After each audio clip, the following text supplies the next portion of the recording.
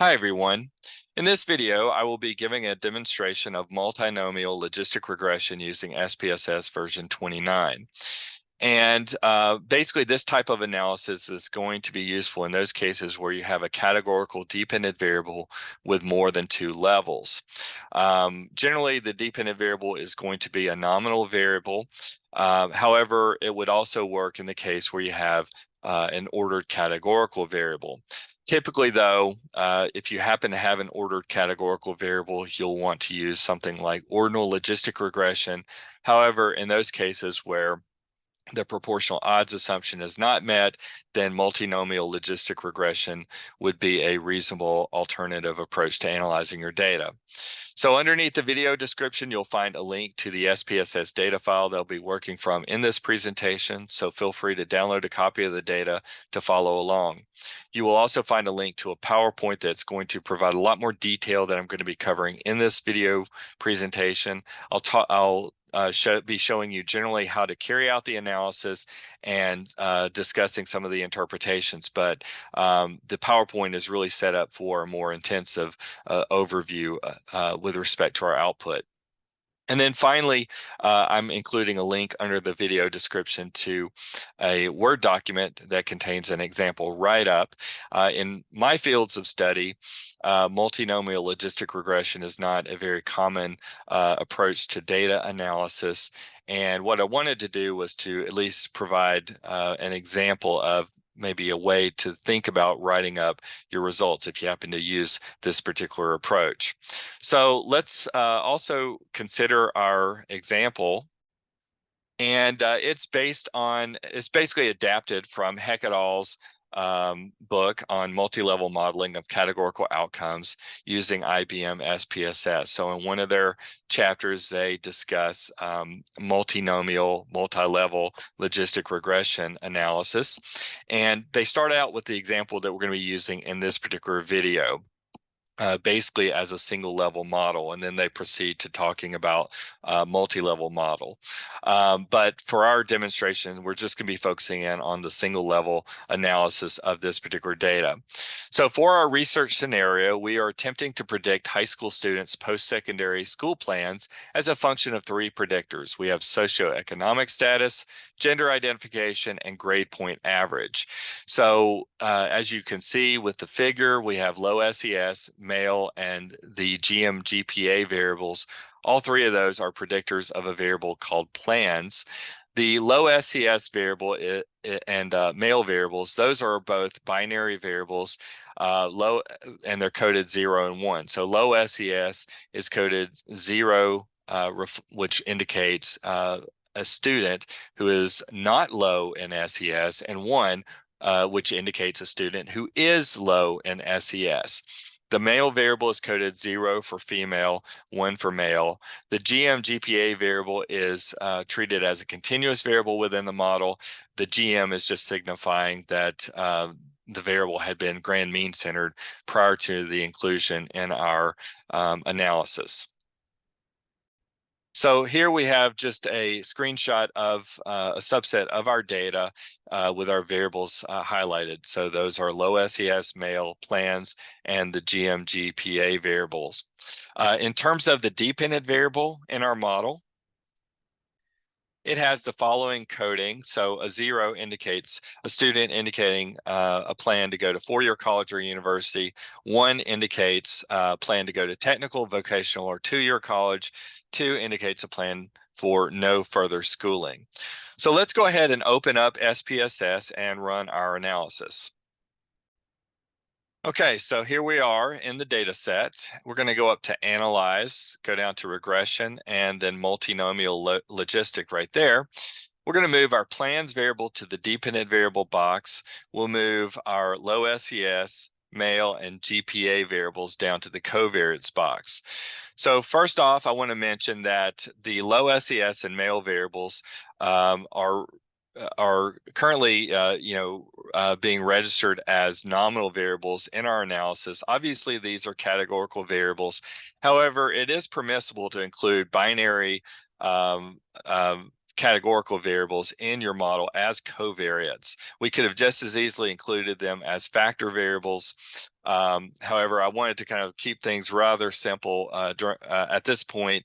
We'll later show what happens when we include them as factor variables. So if you happen to have factor variables that are binary, then it would be permissible to include them as covariates. My general recommendation is to also consider a dummy coding approach with values of 0 and 1, like what we have with our low SES and male variables. But if you happen to have a factor variable or factor variables that have more than 2 levels, then you would want to include them under the factors box. The dependent variable that we have is the plans variable. You'll notice that we can click on reference category. By default, it's set up for the last category. So that's the highest value on that particular variable in your data set. And if you recall, the values are 0, 1, and 2. 0 is used to indicate students who plan to go to four-year college or university.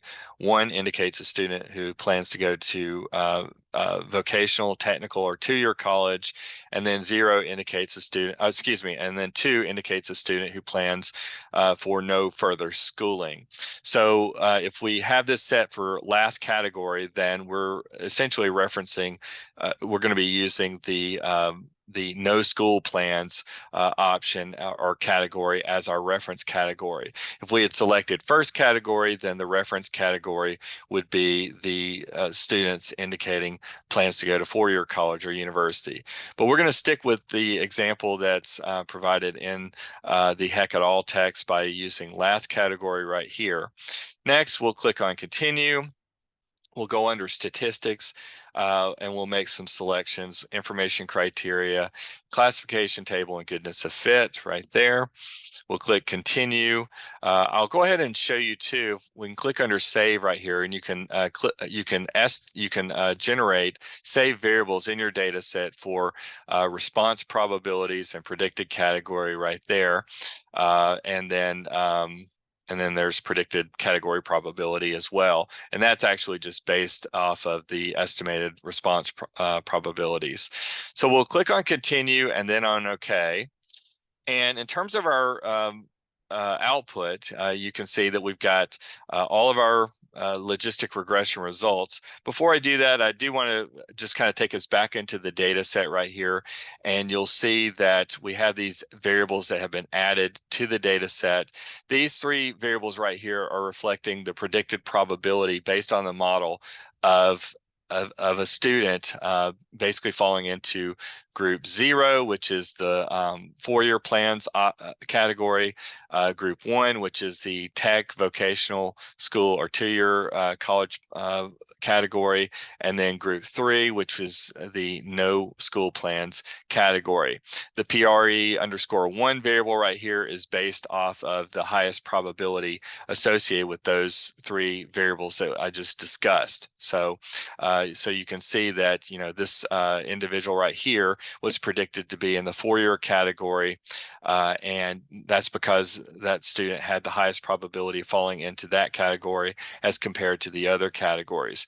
You can see right here, this student had a predicted category membership of group 1, which is the technical, vocational, or 2-year college, and that's because that student had the highest probability of falling into that group as compared to group 0 and group 1. So that's essentially what's going on. And then this variable right here is just reflecting the highest probability that's derived from these variables right here. So at any rate, let's go back into our data set and start looking at examining our output for and assessing the fit of our model to the data. So when it comes to examining or evaluating the fit of our model to the data, we generally start off kind of look with a macro picture, if you will, looking at the overall fit of the model, and then we sort of proceed into looking at more local levels of fit. So in terms of looking at the more macro levels of fit, we would start out up here using this table right here, and then we have the pseudo R-square table right there. So we'll start out just by looking at the likelihood ratio chi-square test right here. And basically, this is a test of the fit of our model that contains the full set of predictors relative to a null or intercept only model.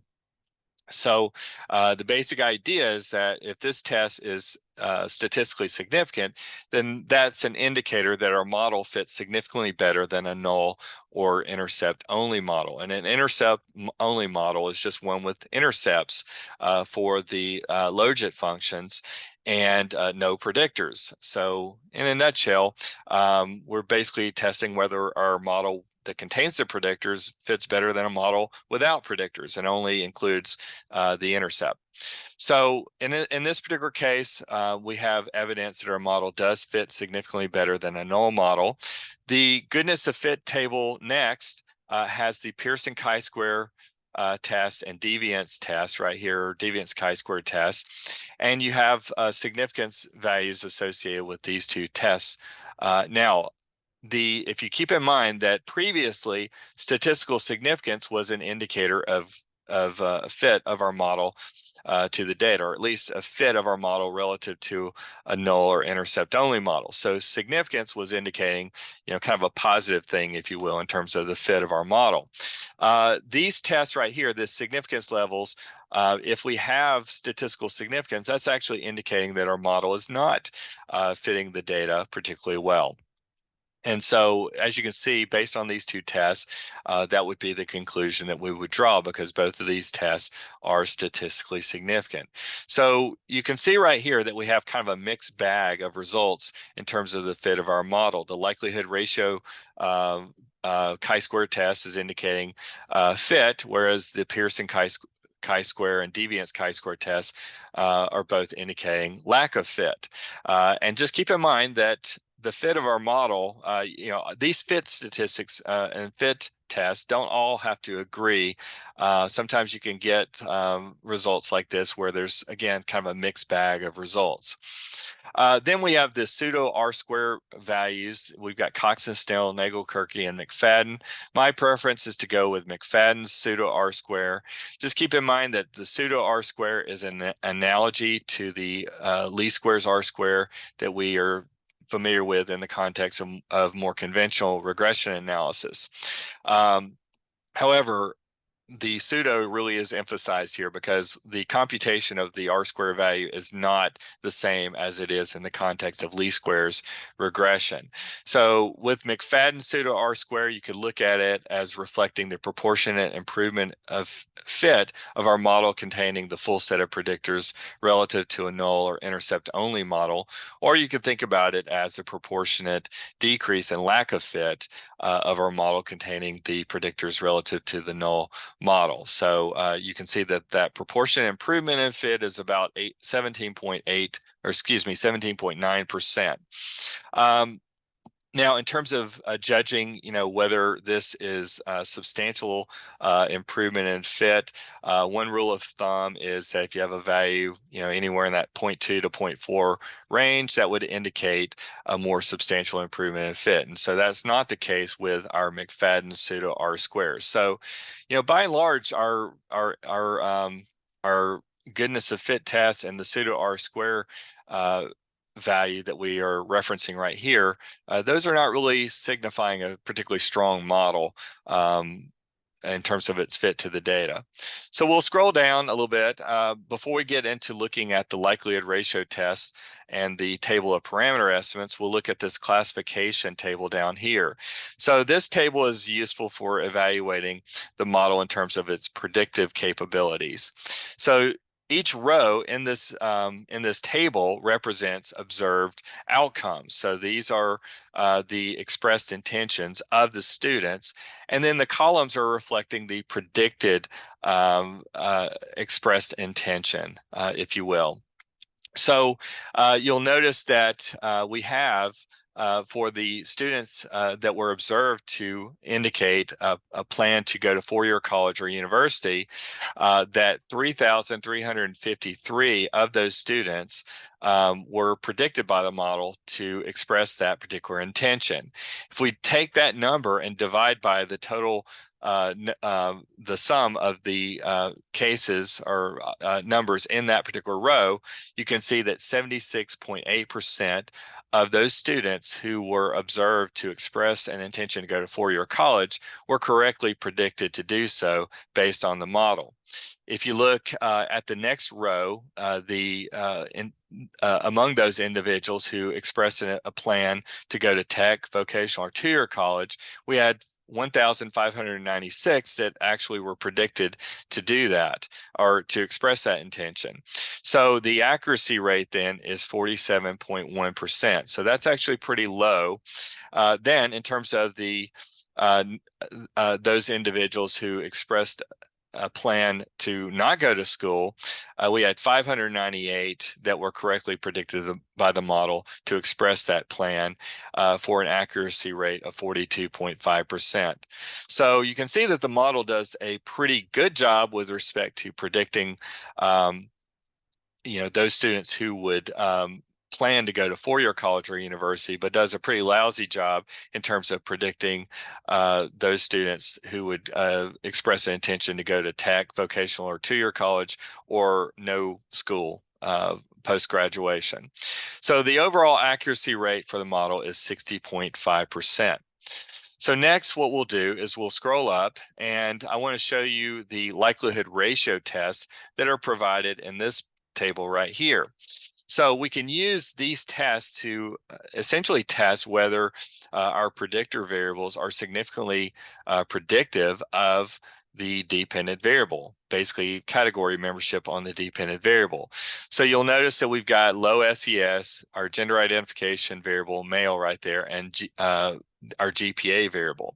So each of these effects are tested using likelihood ratio chi-square tests.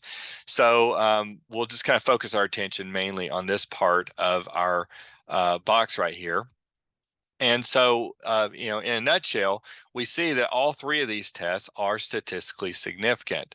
So what that's telling me then is that there are significant relationships between low SES, male, and GPA and the dependent variable. Now, this basically just provides an overall test of the contributions of these predictors to our model, but it doesn't really get down into addressing whether, how these variables do or perform in relation to the specific logit functions. So if we go down to the parameter estimates table down here, this is broken out into two separate logit functions. So if you are familiar with binary logistic regression, just keep in mind that with the binary logistic regression, what we're doing is we are modeling a linear function, but in effect, what we're doing is we're transforming the predicted probability of a case falling into a target group or a target outcome category as a function of the predictors, but we do that through a transformation of that predicted probability. So the transformation of that probability is called a logit or a log odds. So in the table that we have down below, we have this broken out. You'll see it says 4-year right here and tech, vocational, and 2-year right here. So basically we have two separate logit functions, and the number of logit functions in the multinomial logistic regression is going to be equal to the number of categories on the dependent variable minus 1. So you'll see that the first logit function, the parameter estimates for our basically our regression coefficients are given in this column right here, and these are the regression coefficients modeling the predictive relationship between low SES male and GPA and the predicted logit of a student indicating a plan to go to 4-year college or university as opposed to no school. So the first logit function basically involves a comparison between those individuals expressing a plan to go to 4-year college or university and those individuals who are expressing a plan for no further schooling. So that's the first logit function. The second logit function is essentially modeling predictors of the predictors of the plan to go to tech, vocational, or 2-year college versus those individuals who plan to go to, or those individuals who are planning for no school. So that's the basic idea there. So these are the regression slopes right there. So just keep in mind that, again, this is the first function right here, the first logit function. This is the second logit function right there. and instead of modeling the predicted probability of planning to go to go to four-year college or university, in that first function, we're actually predicting the log odds of a student planning to go to four-year college or university as a function of those predictors. So that's what's happening right there. So as you can see, we have low SES. The regression slope is negative 0.983. So that's indicating a negative predictive relationship between the low SES variable and the probability of a student expressing a plan to go to four-year college. Now, keeping in mind the coding of that variable, remember it's 0 indicates that a student is not low in SES, and a 1 indicates that a student is low in SES. So that negative regression slope that you see right there is indicating that a student who is low in SES has a lower probability of expressing a plan to go to four-year college as compared to a student who is not low in SES. And you can see that predictor is statistically significant in our model. Then for the male variable, we also have another negative regression slope. And again, that variable is coded 0 and 1. 0 indicates a student who is female, 1 indicates a student who is male. So that negative regression slope is indicating that that a student who is male has a lower probability of expressing the intention to go to four-year college as opposed to females. But nevertheless, that predictor was non-significant within the model. Then we have the GPA variable. The slope is 2.031, so it's a positive slope, and that just basically means that individuals who are higher in GPA had a greater probability of expressing a plan to go to a four-year college or university as compared to a student who is lower in GPA. And you can find that that predictor is statistically significant, had a p-value less than 0.001. Now, the EXPB column that you see right here, these values are odds ratios. So if you think about the multinomial logistic regression, is comprised of two logit functions, and with those logit functions, they are not estimated separately in the form of two separate binary logistic regressions, but rather the parameters for those models are estimated simultaneously. But nevertheless, we can interpret these exponentiated coefficients as odds ratios. So just think about the values of these that are given right here as indicating the predicted change in odds of a student falling into the four-year plans category per unit increase on a predictor variable. So as you can see right here, the first odds ratio is for the low SES variable. It's 0.374. Recalling that this is a binary variable, that's basically indicating that students who are low in SES, which are coded 1, their odds of being in the four-year category are 0.374 times that of the odds of students who are not low in SES. So they have a lower odds of being in the four-year plans category than students who are not low in SES. If you look at the odds ratio for the male variable or gender identification variable right here, you can see it's 0.98. So basically, if you're a male, your odds of being in the four-year plans category is a little bit lower than the odds for females. Nevertheless, that predictor was non-significant, as we discussed previously. Then when we look at the odds ratio for GPA, basically this is indicating that for every unit increase on GPA, the odds of being in the four-year plans category increase by a factor of 7.62. Now, if we look at the second logit function, you can see that first off, low SES, there was a negative regression slope, which is consistent with what we had previously, but that predictor was non-significant right there. If we look at the male variable, you can see that slope is actually positive. So it's a 0.167, and you can see that that predictor is significant. So based off of that, that's telling us that males were more likely to express an intention to go to tech, vocational, or two-year college than females.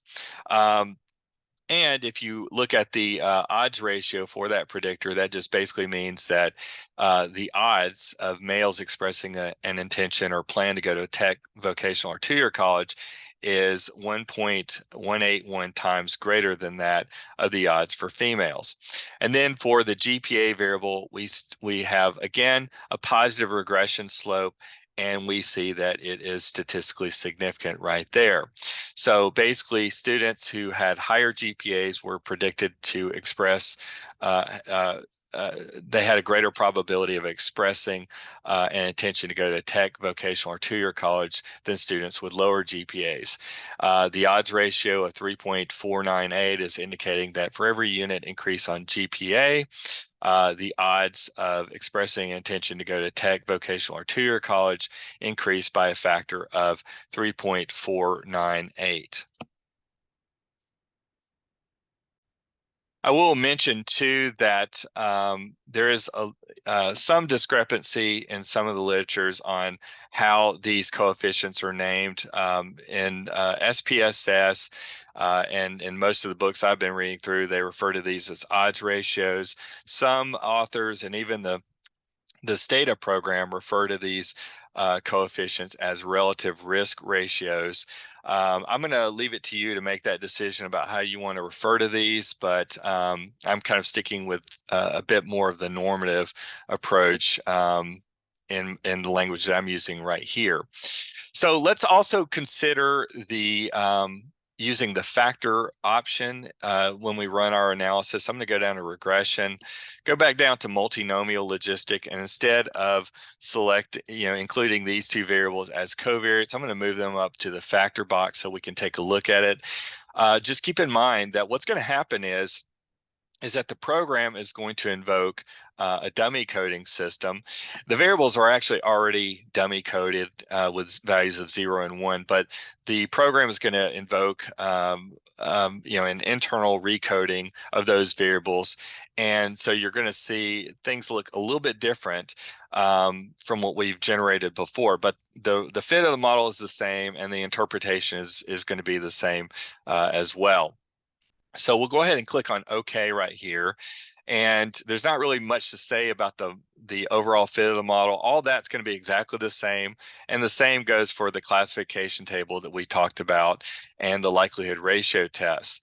So all that's going to be basically the same with respect to our predictors and so forth. But when you look at the parameter estimates table down here, you're going to see that for our coefficients that are given, you'll see that here you'll see for low SES, it says low SES is equal to 0, low SES is equal to 1. So in this particular case, by default, the program is going to treat the category with the highest value for our factor variable is going to treat that as the reference category. So in this case right here, for low SES, the reference category or baseline category is going to be low SES, and the non-reference category or the group, the category that's being compared against that is going to be the non-low SES. So the regression slope that you see right here of 0.983 is actually positive, whereas previously it was negative. But that's because the reference category was different between this analysis and the previous one. The previous one, by virtue of the coding that I incorporated and treated it using the covariates option, the reference category was actually the group that was coded 0, which was the non-low SES, and the comparison group was the low SES. Here, it's actually reversed. And then the odds ratio that you see right here of 2.673, this is essentially the reciprocal of the odds ratio that we had seen previously. The same general issue applies with respect to our gender identification variable. So in this case right here, the comparison group is actually going to be female, and the baseline or reference group is going to be male. So that's why there's no regression slope there. And then the regression slope for this particular variable is in the opposite direction of what we had seen previously. Once again, the odds ratio right here of 1.02, this is just a reciprocal. It's just basically taking 1 divided by the previous odds ratio, and that would get you this number that you see here. The same general issues are going to apply across both of these two logit functions that are shown in this table. Okay, so that's going to pretty much wrap up this video presentation on multinomial logistic regression. I hope you found this useful, and I appreciate you watching.